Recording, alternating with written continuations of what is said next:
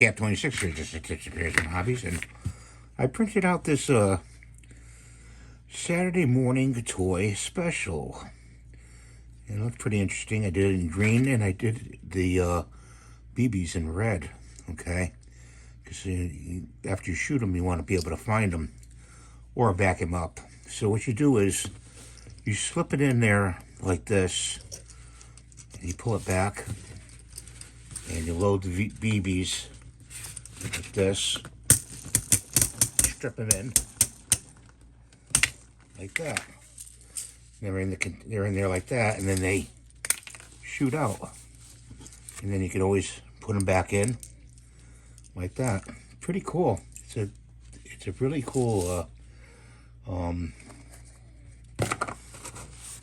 device. Yeah, so we didn't lose that one either. Pretty cool device. Somebody who very knows geometry very well and physics put this together. So I'm going to put that in my collection on the shelf. I put up a new shelf, by the way, guys.